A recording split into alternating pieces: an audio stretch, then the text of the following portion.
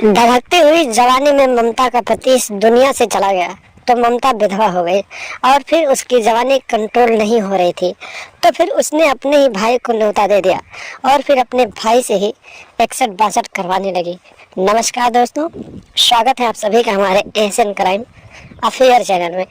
दोस्तों, Asian crime affair channel को आप सभी लोग सब्सक्राइब कीजिए, वीडियो को लाइक कीजिए और वीडियो को ढेर सारा शेयर भी कीजिए। जब ममता सोलंकी की शादी हो गई और अपने पति के साथ अपने ससुराल जाकर रहने लगी तो फिर वो अपने पति से खूब ढेर सारा प्यार करने लगी और इन दोनों की जिंदगी अच्छे से कट रही थी।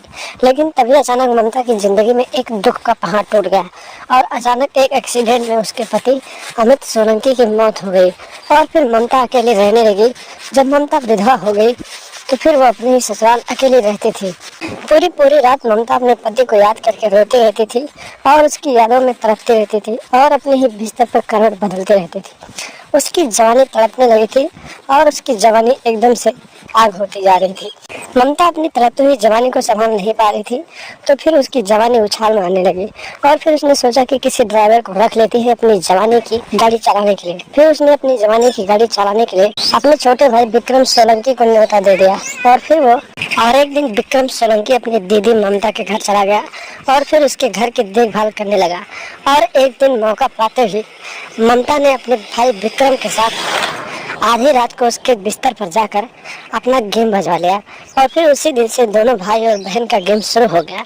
और इन दोनों का ये कारनामा इतना आगे बढ़ा कि लोगों को जानकारी होने लगी।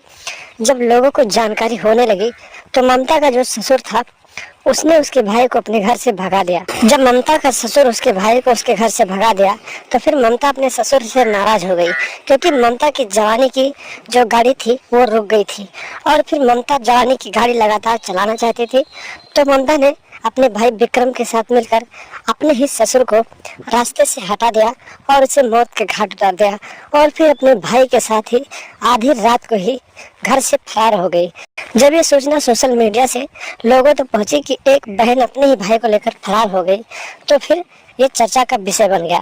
उसके बाद पुलिस छानबीन करने लगी और फिर लाश को कब्जे में लेकर पोस्टमार्टम के लिए भेजा और फिर बहू और उसके भाई की तलाश करने लगे।